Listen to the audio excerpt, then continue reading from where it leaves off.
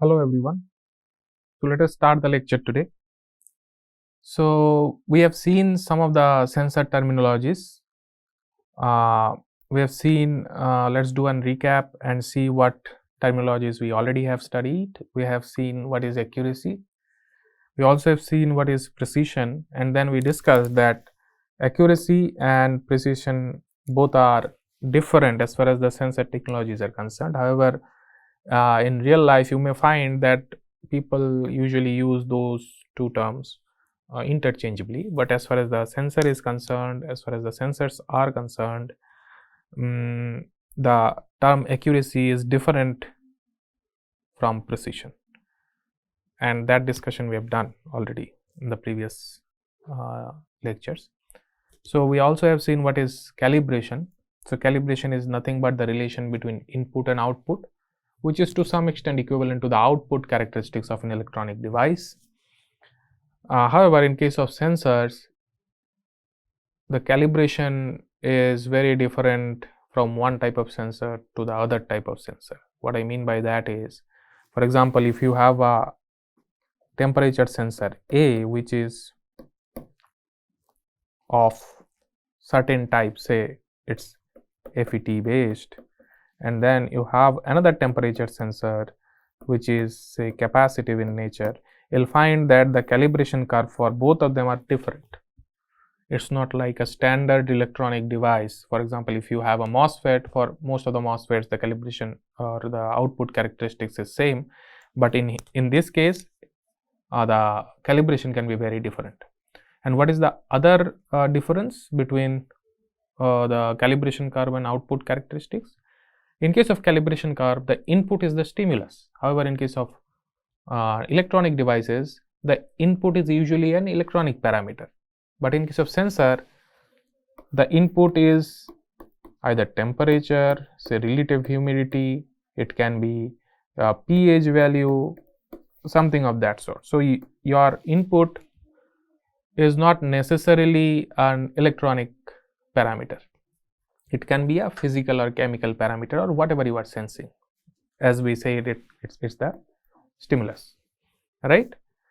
And then we have seen what is in sensitivity, and we also have defined the sensitivity, which is nothing but the slope at that particular range. So if we say that sensitivity is a slope, then the statement may not be true. We have to say that it's the slope at that particular range. If it is a linear calibration curve, then the slope is constant throughout. But if the calibration curve is not linear and it's non-linear, then we discussed that basically you can fit a section of that calibration curve into a linear function and then can define the slope at that range.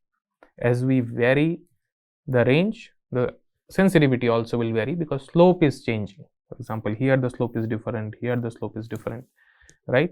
Now interestingly, if you consider the calibration curve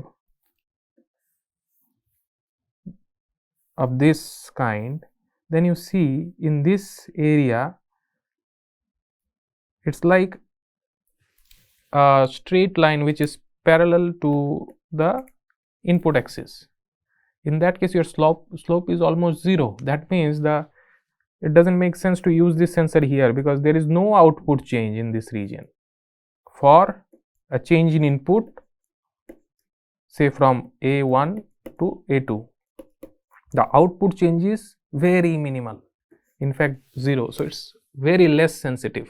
Okay, so in that range, if the calibration curve is of this sort, in that range you probably cannot use the sensor because there is no change or detectable change you can find in the sensor output, right? So this is few technicalities related to sensors, related to sensitivity of a sensor. Now today we will also discuss a few more sensor parameters. One of those parameters is threshold. Now from the term itself it is very clear that threshold is the minimum detectable signal. You probably have heard this term previously in certain electronic devices as threshold voltage, say for diode we call it threshold voltage or cut-in voltage. Then the same term you probably have heard in say MOSFET or stuff like that, where the threshold defines the minimum input that you should provide to the device so that it starts working. So this your input should be that minimum value, after which the device will start working. Similarly, in sensors also, the threshold defines the minimum detectable signal. For example, again, if you take an example of temperature sensor, then the minimum temperature that is needed for the sensor to work, we call this a threshold. Say you have a temperature sensor, and this sensor will give you an output if the temperature is 5 degree or higher. Okay, so the sensor will start working if the input temperature or the input or the stimulus is 5 degree or more. So in that case, 5 degree will be considered as the threshold of that sensor. Okay, so when you decide that threshold, you should consider all the interference. Okay, so it is written, considering all interference, the minimum signal that can be detected is the minimum detectable signal, and that is what is your threshold. Now, when this counts from 0, the minimum detectable signal, sometimes termed as threshold or smallest measurable input in a sensor system. Okay, that is how we define the threshold. The question is whether we can use the sensor from the threshold value itself. That is something that you may think. Okay, and then we have another parameter which is known as offset. Again, this particular term is also very common in different electronic devices. Now, what is an offset? Offset is nothing but the output that you get when your input is, say, 0. So there is no input, but still you are getting an output. That is what is known as offset. Now, the concern is whether it is good to have an offset, or usually we don't consider a sensor with or having an offset. So sensor with an offset is something that is not desirable, but if you have offset in certain sensor, you still can work with it. You can do some system level modification and then can get rid of the offset. Okay, but usually we try that, or if you measure the output, there should not be any output if your input is 0. That means usually we try and sensor without offset, but at times in practice you will find that the sensor that you are using actually has some offset. So in all the cases, we don't discard the sensor. We try to figure out, even if it has offset, how we can make it usable. That is possible from the system perspective, but again, it's application specific. So I personally believe that if you have a sensor, mostly you will be able to use that sensor in a certain application. So if someone can tell you what is the application and what type of performance the user wants from a sensor, mostly we can use a system accordingly so that we can make that sensor usable. However, one should know what is the application and what kind of expectation the user has from that sensor. So there is a game between sensor and the system. That's why both the things are very important. Okay, but in general speaking, we generally try to avoid a sensor with offset. But as I've said, even a sensor, if they have offset, if sensors have offset, then we can make use of it. There are techniques. Then the other thing is the range. So the range of a sensor is the maximum and minimum value where we can operate the sensor. Okay. So for example, if we have a calibration curve of this sort and this sensor is usable from say value A to value B, then we consider the range of the sensor is value A to value B. Again, if we take an example of temperature sensor, say your sensor has a calibration curve of this sort from say 20 degrees centigrade to 80 degrees centigrade, then we can define the range as 20 degrees centigrade to 80 degree centigrade. This is what your range is. Now there is a question whether we can use a sensor beyond that range or not. So we usually can use a sensor beyond that range also if we know the characteristics, but at times you may find that beyond the range the sensor is not stable. That means either the material is degrading or the sensor substrate is degrading. In that case you can't use the sensor beyond that range, but sometimes we define the range based on the calibration curve. So just to give you an example, say your sensor has a calibration curve which is this and like this. So till this point from A to B it's linear in nature, and we want this linear nature in certain application, then we will define the ranges A to B. However, the sensor actually gives output till say a value C.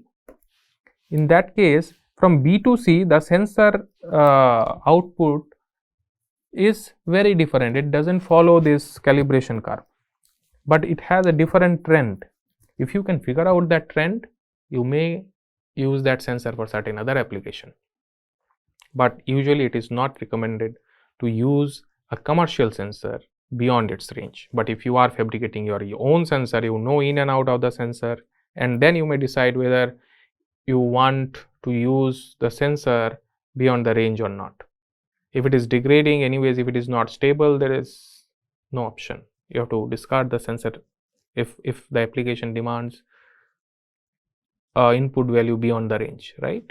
But if you are very confident about the sensor output beyond the range that you have defined for certain application, you can still use it, but be careful while you are using, because many a times you will find that beyond the range sensor behaves unpredictably, so you can't predict the response of the sensor.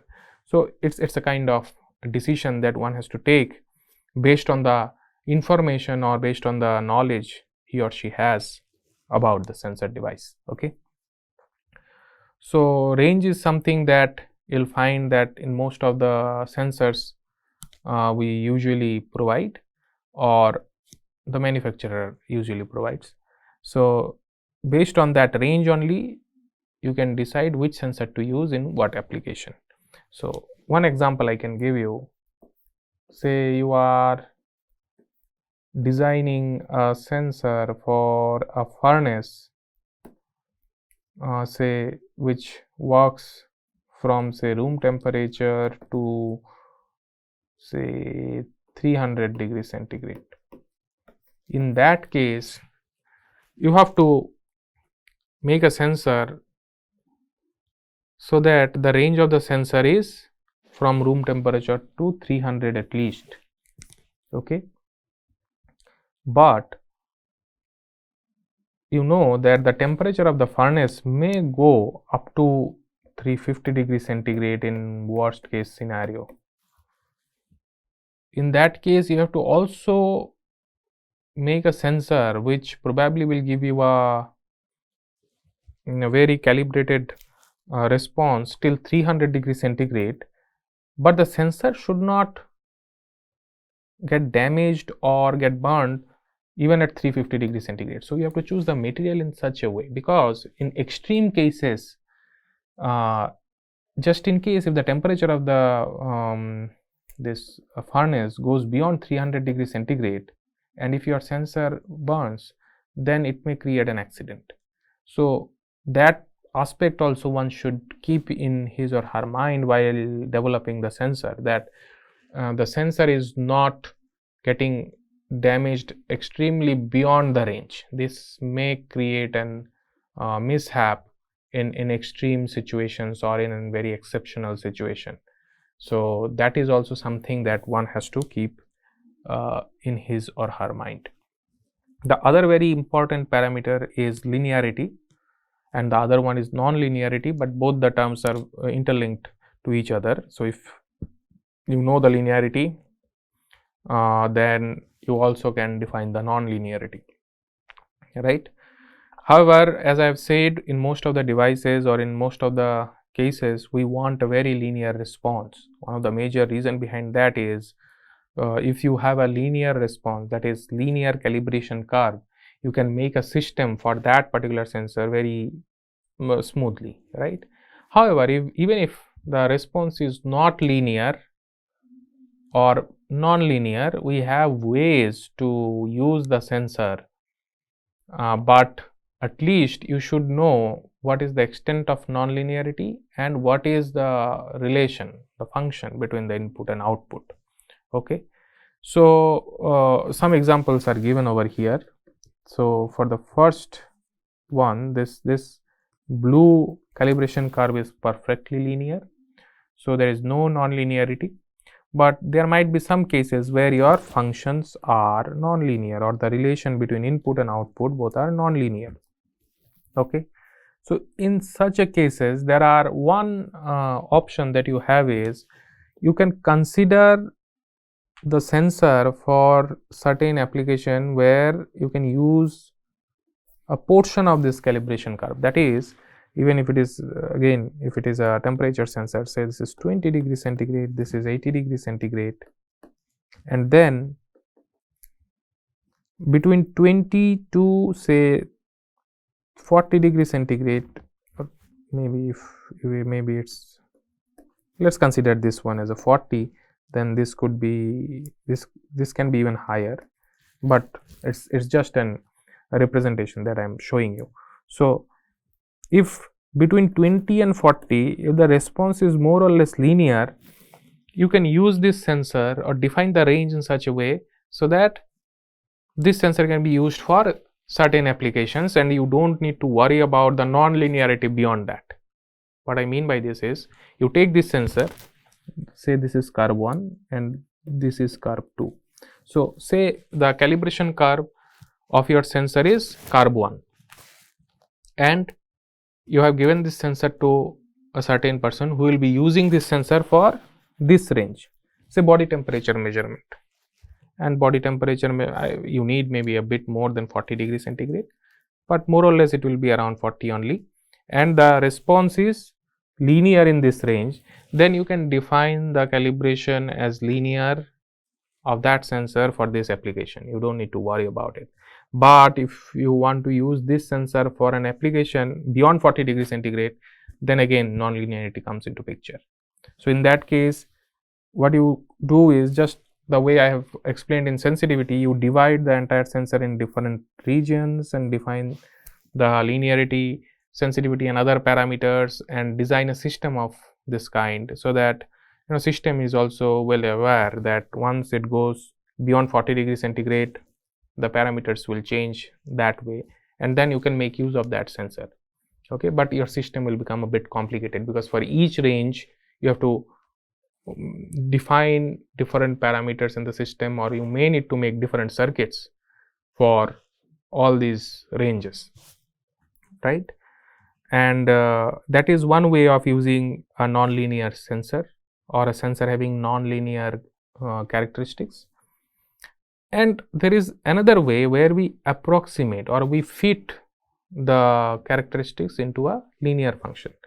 For example, if you take this curve and then if you fit this curve into a linear function like this, and if you find that it's almost matching with a linear plot, then you can use it or use that fit for your calculation. In that case, you have to compromise a bit about your accuracy or precision, right? Because now the system knows that the characteristics is linear, but actually your device characteristics is non-linear. So that is something that a sensor engineer should first look into.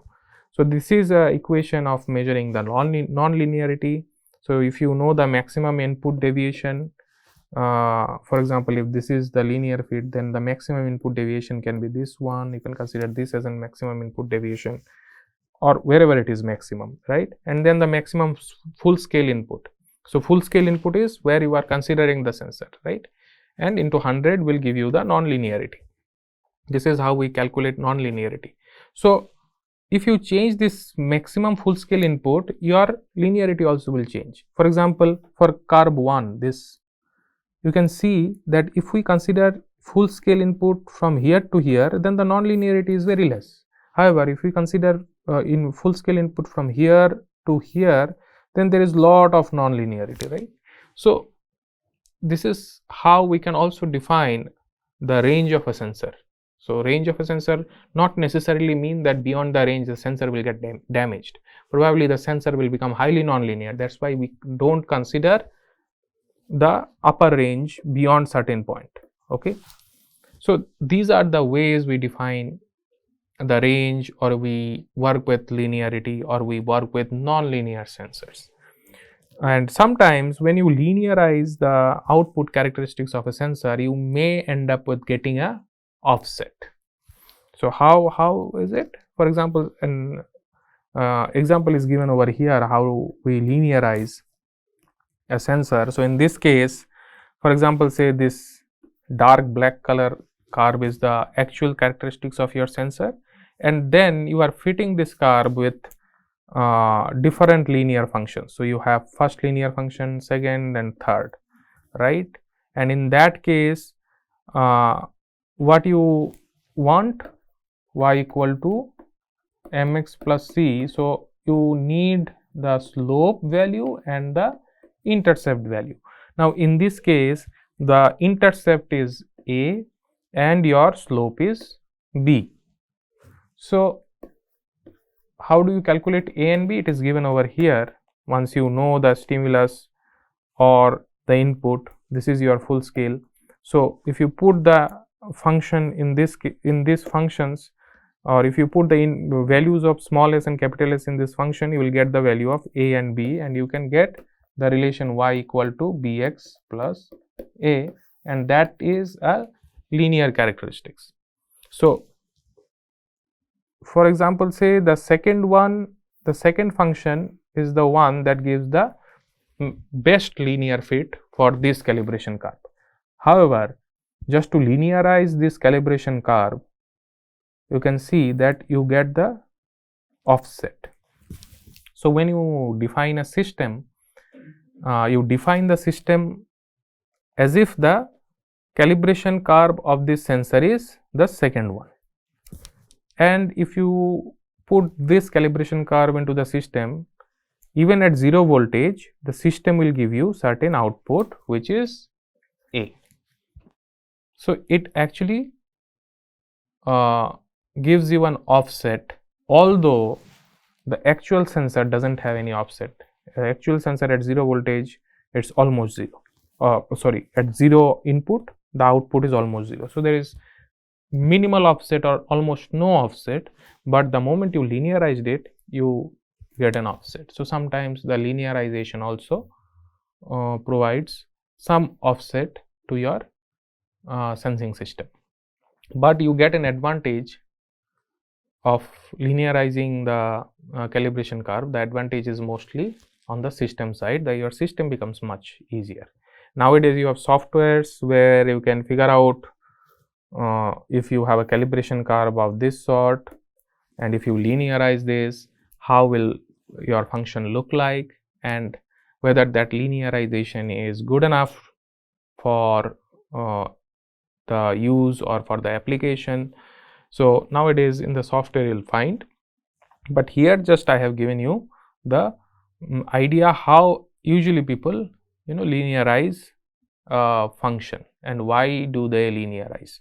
So this is again, this plus delta minus delta is something that you may calculate, and you can find the best straight line which is suitable for this full scale, right? If you take say full scale up to this point, maybe the curve will be different. So everything depends on the kind of range where you are operating. So it depends on the full scale as well.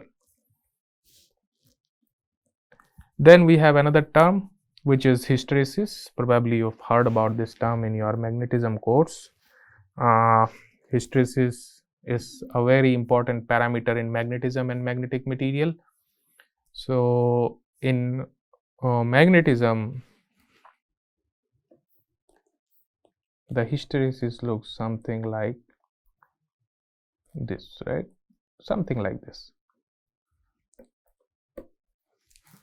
And what is that? If you increase the applied magnetic field, then the material shows certain magnetism or magnetization, and then once you start reducing the applied magnetic field, it comes back to your its original position in a different path. For example, while you are increasing the magnetic field, it goes in this way. When you are reducing, it comes in this way. So that creates an hysteresis. Similar to this, you also will find in sensors also. If you increase the input from a value A to B, it follows a certain path, and then you start reducing the values from B to A, it follows a different path, and that creates a hysteresis. That means it doesn't follow the same path. Ideally, both while you are increasing and decreasing, it should follow the same path, but in certain sensors you will find they don't follow the same path. In that case, defining the calibration or the relation in the system level becomes an issue. So higher hysteresis is not something that is desirable, which is very much understandable. For example, if you increase temperature say from 20 degree to 80 degree, if it follows this path, and when you reduce the same from 80 to 20, if it follows a different path, then obviously your system will not be able to figure out what is the exact value of temperature, because for each temperature you have now two different values, right?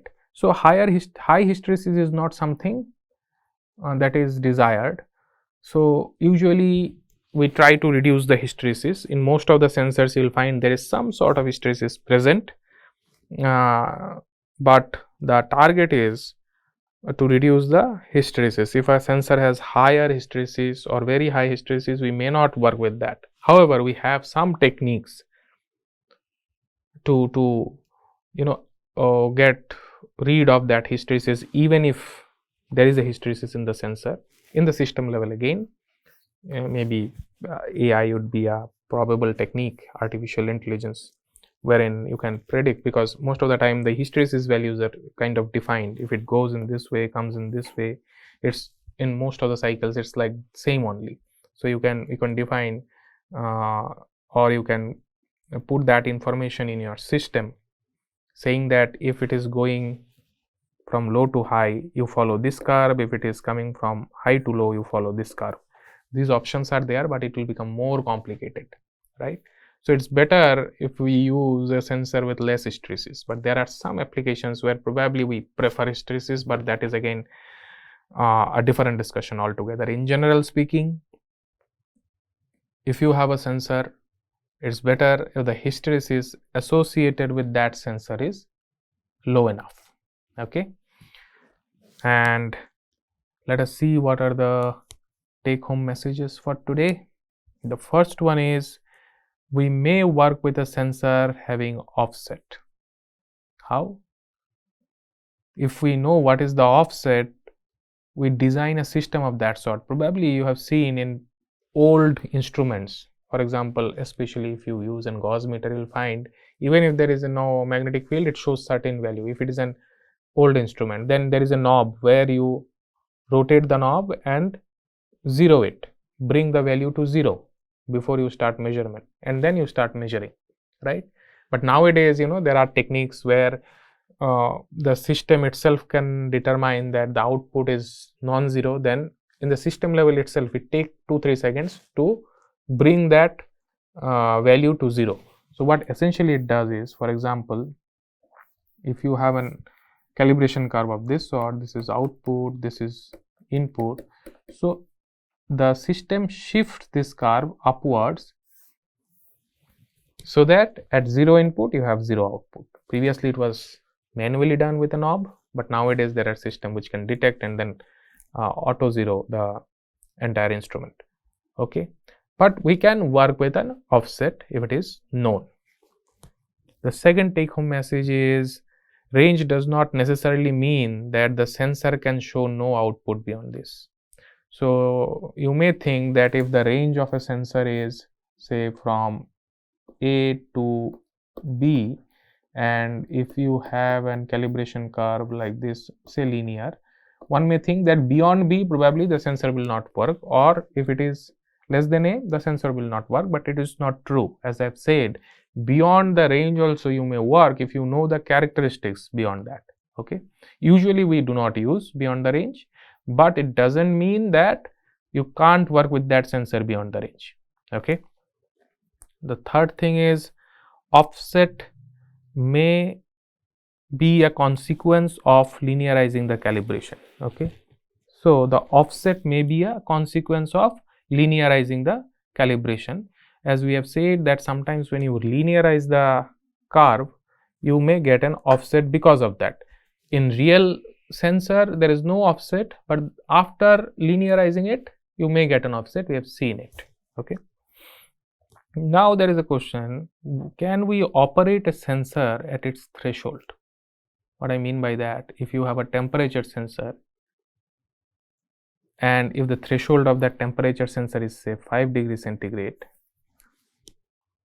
and you want to design a system where, say, you want to design a refrigerator, the temperature inside the refrigerator is more than 5 degrees centigrade, then it will start the refrigeration so that it can reduce the temperature and keep it at 5 degrees centigrade. Then once it goes below 5 degree, the refrigeration will automatically stop. Okay, I repeat, the purpose is, if the temperature inside the refrigerator is more than 5 degree, refrigeration will start. If the temperature goes below 5 degree, refrigeration will stop.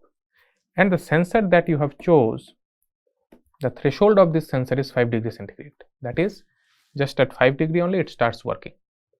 Can we use this sensor, or should we use this sensor for this application or not? Let's think about it. Okay, so in the next class again we will discuss about some more sensor terminologies. Till then, thank you.